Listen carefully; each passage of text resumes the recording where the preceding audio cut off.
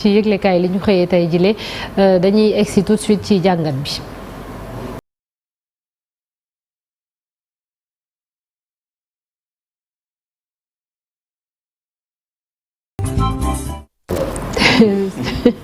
tey jàngat bi Modou Gueye lañ ci àndal docteur Modou Gueye nekk enseignant chercheur ca université Cheikh Anta Diop bu Dakar bokk ci association sénégalaise des chercheurs en informatique c'est bien cela docteur ñu ngi lay nuyu di la ziar. ñu ngi leen di fay loolu la. incha allah d'accord di leen gërëm tamit ci invitation bi. merci beaucoup merci docteur dinañ waxtaanee New Deal technologique bi nga xam ne moom lañ lancé démb waaye laataa ñu ciy sóobu rek sànq am na benn reportage bu ñu jàllale ci Seneweb nekk benn site d'information boo xam ne ñu bëri dañ koy visiter que ça soit ñu nekk fii wala biti réew ñoom ci diiru une semaine dañoo am benn piratage maanaam benn attaque ñu attaqué site bi ba nga xam ne utilisateurs yi mënuñu cee sax accéder ba tey ji am nañ ay jafe-jafe ba tey parce que lépp ñëwaatul à la normale laaj bi mooy pourquoi un hacker s'attaquerait à un site d'information tel que Seneweb par exemple. Un site d'information tel que Seneweb. parce que man du ma expert en sécurité. donc attaque bi ni mu amee mën naa si bañ a dugg. mais mën naa wax un peu si intérêt wu attaque. parce que attaque informatique boo ko gisee des fois mën na nekk pour vol d'information. donc ma ñëw mën a récupérer say données. donc récupérer données yi bu ma ko amee mën naa la ko jaayaat. benn approche la loolu am na mais ba demee ni Seneweb en termes de données à part ñenn ñi fa am ay ñu ko waxee sax ñu tudd seen page di bind di contribuer les contributeurs ça peut être aussi pour favoriser d'autres concurrents donner visibilité à d'autres ça c'est un moyen ça peut être pour négocier aussi avec Seneweb lui-même parce que c'est une perte financière une semaine toutes les publicités qui doivent passer donc généralement loolu laa gën a gis ci ginnaaw attaque bi que toujours il y a cette moo ngi am réalité ba xam ne finance moo ci nekk après maintenant lan la ñuy def ba mën a xeex attaque yi tamit beneen question la. waaw sécurité bi parce que Seneweb hébergé ko au Sénégal. Seneweb seen serveurs yi c'est ailleurs. à l'étranger donc nekkee à l'étranger ñoom ñooy am problème yu mel nii parce que attaque am na xam ne attaque yi xam ne mënoo si dara am na attaque yi xam ne ñu muy demee mooy machine informatique daal lu mën a attan si connexion. léegi man dama amee ordinateur yu bëri ba mu doy ba ma attaqué la ak connexion yu ëpp ñeneen ñi ni ñu mën a dugg mais man mi dugg ba pare dugg naa. léegi ñeneen ñi mu fëggee dañuy wax kër gi fees na. mais ñun noo ko feesal mooy man kenn. comme virus lay mel quoi. du doon comme virus sax xam nga boo ubbee connexion nga ubbi connexion ñëpp ubbi connexion nag machine bi 200 connexion la mën a am. ñu ngi ubbi 200 connexion keneen du dugg. day fees voilà yooyu noonu genre yu ñuy wax ay attaque DDoS la. am na attaque yi xam ne yu neexut a xeex bokkul nag attaque yi xam ne dañoo ñëw ba am mot de passe dugg si biir. waaw fii boo xoolee service bi si boppam moo joxeetul. donc mënu wax exactement ban attaque la mais tout le monde est vulnérable. au niveau de internet. d'accord alors ñu wax egsi léegi ci New Deal technologique bi démb muy benn stratégie numérique bu bees bu kilifa yu bees yi bëgg a lancer ngir ci wàllu xarala yu yees yi ñu mën a daanaka moom suñu bopp je pense que loolu tam ci la bokk ndax bu ñu demee xaj na bay dem sàkku ji ci biti réew dafa fekk xaj na amuñu kàttan gi annoncé nañu itamit koppar bu takku. naka la Sénégal nar a def ba mobiliser xaalis yooyu et puis suñu ambition yi ndax dinañ ko mën a atteindre et puis lu njëkk sax laaj bu njëkk bi mooy New Deal bi lan la finalement. waaw New Deal boo xoolee tur bi turu histoire da lay dellu si histoire. parce que États-Unis ñoo njëkk a am New Deal. dans les ci année 1930 yi ak président Franklin Roosevelt dina amee crise économique des années 30 et sociale si la amee New Deal. crise bu ñëwee. nga ne nan laay def ba yëngalaat économie bi mu dox mu am ay investissement yu mu def ci côté infrastructure investissement aussi sur tout ce qui est donc production donc fii nag ana boo xoolee même chose la à peu près mais dañu bëgg a accès ñun suñu reprise économique sur l'utilisation du numérique la bëgg a mettre ci kanam moo waral turu New Deal bi waaw mais mu nga wax rek New Deal c'est une continuité rek ci Sénégal ci stratégie numérique bi ñu amoon sauf que là on veut le mettre au cœur même en fait de développement tout doit s'articuler autour du numérique donc digitalisation boobu noonu comme ce que le président Diomaye disait que ça va être peut-être le point phare donc de son magistère loolu laa gën a gis na New Deal bi loolu lay refléter fu mu toll nii. pour l'instant yan difficulté moom moo nar a taxaw suñu kanam parce que ni nga ko waxee continuité la yàgg nañ koo bëgg processus bi commencé woon na waaye tout le temps on fait face à des difficultés à des obstacles. waaw peut-être loolu njëkk a wax rek mën a am difficulté financière. difficulté mën na nekk côté xaalis mais man hier demoon naa Diamniadio.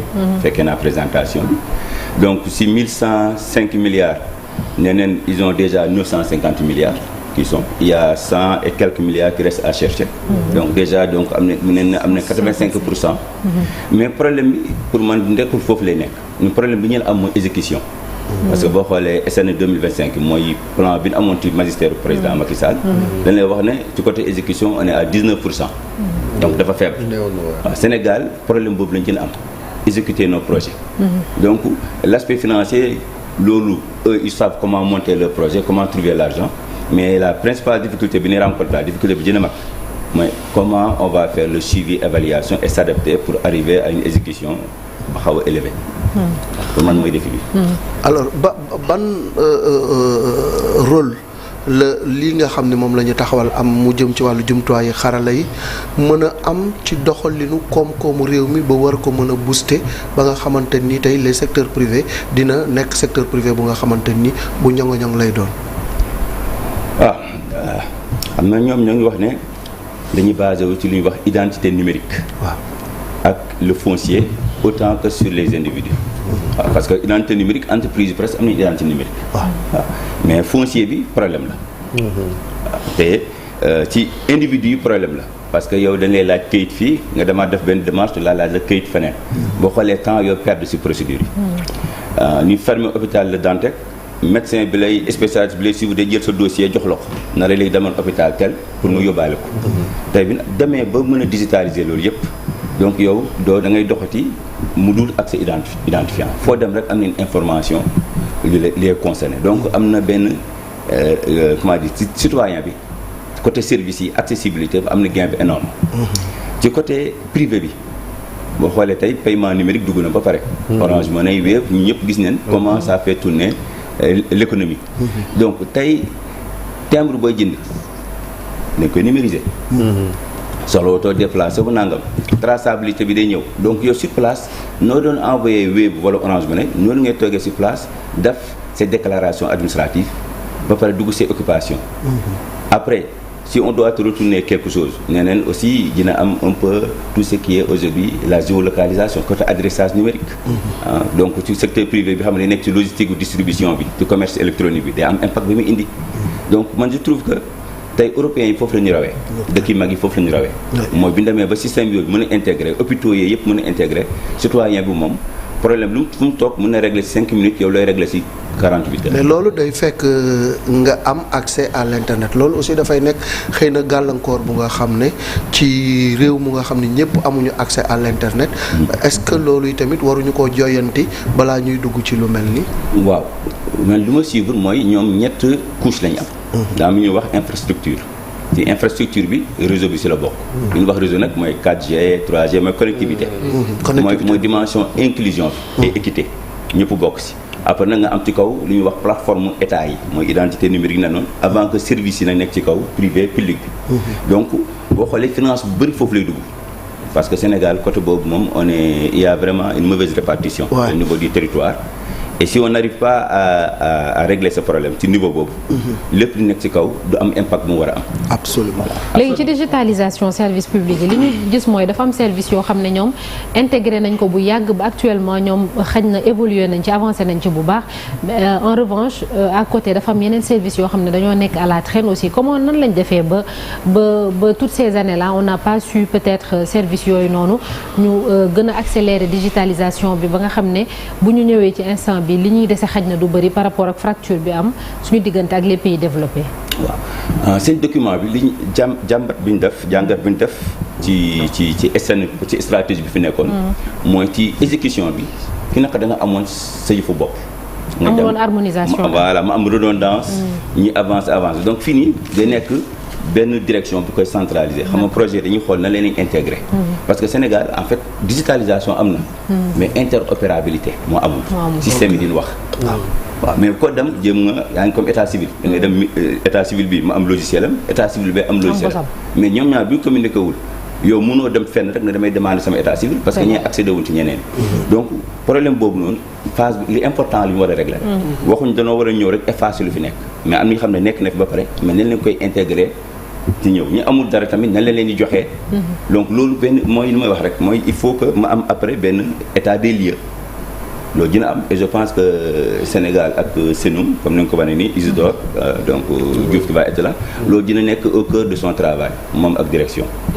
di félicité bu baax a baax professeur njiit yu bees yi ci vision bi ñu am nii ci àdduna gis nañu lu am solo la mais ci jamono ji nga xam ne ñu ngi wax souveraineté yaakaar naa day nekk lu am solo surtout ci entreprise yi gis nañ ci àdduna bi wàllu mbay soxlaatul ay nit ay tracteurs yoo xam ne kenn du ko dawal ay drone ak yeneen yu nu mel ñoom ñoo ciy nekk wàllu sécurité wàllu santé ak dund qualité bu am solo mais li ma bëgg a laaj rek ak li nu mel est-ce que maîtriser nañu les dangers bi nga xam ne war na cee mën a am ci wàllu yoo ak yenn paramètres bu ñu gisee ñuy attaqué yenn yeeg yeneen ñi ñëw parce que benn système bu ñu song rek mën na nasaxal yooyu yëpp félicité Isidore boobu nga wax ñoom Basile ak ñeneen ñu ci nekk soo demee ci États-Unis parce que ñooñu foofu américains yi annoncé nañ 500 milliards de dollars sur le giga projet Stargate naka noonu tamit français yi 109 milliards boo xam ne ñu ngi koy def ci yeneen projet kon Sénégal bu defee 1105 milliards je crois que ñu ngi ci la bonne voie. waaw ñu ngi ci la bonne voie tamit te priorité yu bokkul. États-Unis ñoom parce que li nga wax nii ak ñun CFA la ñu wax de ñoom. waaw mais États-Unis ñoom ñoo ngi ci IA. ñoom ñoo ngi ci un peu la course à l'espace. ak ñoom Russie ñun nekkuñ foofu. ñun boo xoolee stratégie numérique bi dañ si boole waale IA mais nekkuñu si concurrence su IA yu mel noonu. ñoom moom leadership boobu la ci nekk. maintenant boo ci boo xoolee bu baax 1105 milliards. stratégie bi fa nekkoon c'était 1106 milliards. xam nga kon différence yu bëriwul. Deuxièmement bokk nu jamono la vie aujourd'hui ak tout est un peu plus cher et autres donc je pense que am na benn rationalisation. xaw surtout contexte bi ñu nekk. parce que je pensais à avoir quelque chose beaucoup plus mais je vois que il y a des paramètres qu'on tient on essaie de rationaliser. Maintenant lorsque tu ba digitaliser ba information yi dugg léegi nag il y a les risques des attaques. parce que information boo am ci kayit yor ko sa poche bokkal information xam ne moom ci benn serveur ñu ngi stocké fa donc côté boobu noonu tamit boo xoolee conseil national bi ñu teg du numérique am na exemple ñun waa ASCI suñu benn collègue bi fi nekk mu tudd professeur Assane Gueye moom boo xoolee expertise am ci sécurité la voilà donc am na aussi le privé qui est dedans parce que bokkoon na li doon critiquer stratégie beneen le privé n'était pas très dedans peut-être li ñu ci mën a yokk rek un peu mooy par rapport à nos ambitions sur la formation. C'est la formation ñun en tant que ASCI surtout dañu gis ne waroon na mën a amaat beneen expert xam na parce que on va former 100 000 personnes sur les 10 ans. Et la formation université des yéen seen école fu mu nekk moo nekk université. waaw université man maa ngi faculté des sciences département mathématique informatique. waaw boo moo waxee département waaw pour en faire la publicité informatique foofu la commencé ci Sénégal. ci année 90. mais daal formation bi on aurait aimé ñi gën a ñu gis exemple ay comme. Le recteur de l'UVS professeur Moussa Lô am na expérience sur l'enseignement en ligne parce que 100 000 doo leen dugal ci université yi fees comment ça va se faire on ne connaît pas le plan d'action pour le moment xamuguma comment ils vont y aller mais daal c'est ambitieux bokk ngeen ci commission bi am nañ collègue bi si bokk waaw am nañ professeur Assane qui est dedans il y a le privé qui est dedans aussi professeur formation bi war na gën a yaatu parce que ñu bari tey dañu nekk ay analphabètes du 21e siècle maanaam naka la ñuy utiliser jumtuwaayu xarala yi sama mbokk yi nga xam ne ña nga ca dëkk ba xëy na dañuy am difficulté boobu ndax aussi warul am ay critères yu nga xam ne daal maanaam fenêtre bu nga xam dañ koy ubbi ngir gën a yee askan bi ci naka lañ koy utiliser ku bëgg information tel nan ngay def tàggat leen ci ba ñu bari ci population bi mën ko utiliser waaw war na si am loolu daf may fàttali un peu rek Wave ma bañ a plus Wave mu duggee si marché bi ak audio yu ndaw yu mu la dugal parce que le boo ko amee début bi pour mën a wax am ñu xam ne mënuñu lire ay audio la lay dugal. nga play mu jàngal la dara. après nga gis ñeneen ñëpp jël ko. waaw léegi état moom du ma comprendre mooy jéem itam ba interface yi day changer ay formulaire ngay bind léegi il faut ngay audio conversationnel. daa war a mën a wax séeréeram tukkulóoram ñu répondre ko. mais loolu du doy parce que tamit il faut savoir comment utiliser un outil. outil moom nag waaw noo ko mën a optimiser. te loolu nag tamit il faut mu am sensibilisation. presse bi si la bokk ñëpp si la bokk. pour que loolu mu mën a lew ba ñëpp mën si jàngat. yaa ngi doon wax sànq mbir mbiram seen waxu données muy lu am solo te enjeu la. naka lañ def ba sàmmal suñu bopp ba duñ ko dénk quand même. ay sociétés yu nekk bitim réew sachant que comme ni ñu ko waxee comme dafa sensible. waaw si dafa sensible parce que boo xoolee fii nii seen projet bi je pense que état les bailleurs traditionnels ne sont pas trop dedans. ma xoolee un peu financement bi c'est comme si question souveraineté ils veulent vraiment être un peu indépendants dugal privé national et autres parce que question données mënuñu jël suñu données du ko confier à l'extérieur parce que boo confié à l'extérieur il suffit rek ñu ne suñu connexion internet bi fibre optique bi backbone bi am na problème on n'a plus accès à nos données. data center yi nag moom ñu ko fi tabax surtout bi nekk Diamniadio comme gisoon nañ Macky Sall inauguré ko sax dafa pare wutoon lépp. non Sénégal am na ay data centers. exemple Senoum ADI am na data center. ñaata data center lañ am fan la war a nekk loolu nag moom question confidentialité la war a doon. malheureusement c'est pas le cas mais xam na. waaw mais rien n'empêche. ko fàng nit ñi xam ko waaw mais état mën naa am ay projets yoo xam ne du wax te dina def ay mbiram. mais souveraineté say données da nga ko war a am. et sécurité tamit données yi war na mën a xam ne données yi fii la. localiser ko exemple loolu moom pour l'instant maîtriser wu ma dimension mais je sais que ADI am na Orange am na bosam mais Orange privé la Senelec sax am na data center. voilà donc loolu daal xam naa ko. ci environnement Afrique bi fii lan mooy position Sénégal ci wàllum numérique parce que bokk na ci seen ambition yi nee nañ au niveau sous-régional fii ñu nekk benn hub d'ici quelques années mais actuellement lan mooy suñu position ñun en Afrique. boo tàppee ChatGPT dina ko wërëma si internet bi. koo naa ne da lay wax ñooy ci ay 10e position. mais 10e position c'est par rapport à tout ce qui est stratégie et autres. Mais par rapport aux réalités, par exemple, les pays anglophones sont bien en avant en Afrique que pays francophones. De francophonie, Maroc, c'est qui Rwanda, il avance très bien. Nous, problème bi am mooy on a des idées, on a de belles stratégies, mais c'est une exécution chaque fois moi c'est un échec. Nous loolu c'est un problème. Mais Sénégal, faut dem dañ lay wax ne en fait nous on connaît ce qu'on veut. On sait budgétiser, on sait faire. Mais on a du mal. Théoriser quoi. Voilà. Mon critique. Mais boo xoolee par rapport à la sous-région. Man exemple expérience man daw je vois bien le bénéfice beaucoup d'efforts sur formation. Côté formation. Ouais, on va voir l'impact. moom dinañ gis impact bi wax pays francophone yi laay wax un peu quoi. Donc Sénégal nous on a déjà les tensions universitaires grève yi et instabilité boobu topp ñu. ainsi de suite qu'on doit ñu war ko régler. Après on a aussi déficit un peu équilibré les matières sur les formations et autres voilà mais Sénégal moom amul lu ñu koy waxee sax amul lu ñuy ñeewee suñu morom yi am nen masse bi am nen borom xam-xam yi connectivité na ko tout le Sénégal mais ci grande ville yi am nañ connexion bi li ñu resté rek mooy une ambition ak tamit comme on dit il faut être ambitieux dana war a ambitieux gëm ko après forcer quoi dem. xanaa connexion bu seer rek. mais soo demee ci pays Afrique yi même ci dëkku naar yi sax Sénégal seen connexion nekk na lu baax parce que boo demee ci compétition yi. day am problème bu baax a baax mais li ngay wax ne impact boobu ngay wax est-ce que rek lii suñ ko doxalee bu baax a baax ci secteur yëpp impact bi dina mun a am doole ba seen vision 2050 bi mun a réaliser wu gaaw surtout nag ci dundu nit ñi. waaw. comme la nga ne connexion bi cher mu wax la Sénégal dafa cher même péage bi dafa cher boo demee ski bi ma jox la exemple impact bi xam nga université Covid am na fi tëj na fi université ci Anta Diop bi boo demee ESP nga ñëw ñun département informatique ñi xamoon ne jot neen utiliser jumtukaay yoonu pour continuer di jàngale ci internet bi bu ñu reprendre université ñu amuñu problème yoon noonu doo am retard mais ñeneen ñi xam ne dañoo toogoon muñu di dem bu ñu reprendre université ñoom dañuy am ay années yi chevauché. nga impact boobu noonu. donc tey nga mën a utiliser jumtukaay yi rek circonstance yi bu amee rek da ngay mën a continuer. xam nga benn la commerce tey man mii di jaay mu mën a toog fi nii ngay du wax ak yow wala ngay gis samay boutique samay produit nga commandé ba fay ma. moo war la livrer yow mi fay nga xam ne par force di nga ma livrer parce que am naa preuve ne fay naa la te mën naa la topp. am na lu mu yombal ci commerce bi. foofu naa ne am na lu mu mën a jàppale. ma ñëw ci un peu man mi dëkk ci BRT bi.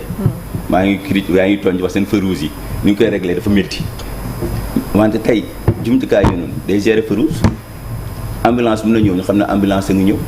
mu prolongé xool fii nii xaar nañ 5 minutes 2 minutes mu calculer ko dem. donc bëri na lu mën a impacté. ci suñ dund ñun surtout ci gain de temps. ak te gain de temps nag moom mooy liggéey xaalis.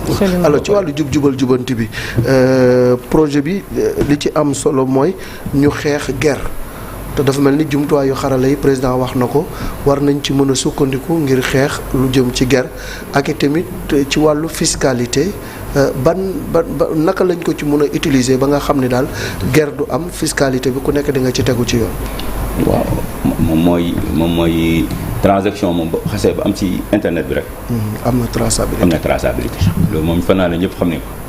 maintenant foncier bi tamit bu demee ba identifier ko dem ba mën a gérer tout ce qui est les bailleurs la location. redevance yi day leer. dañu xam lan moo kii. boo poussé ba si kanam après da nga ñëw ba si yàgg ni dem comme dëkk tubaab bi rek travailler dans le noir mooy lan. da nga ko war a déclarer bu amee employé.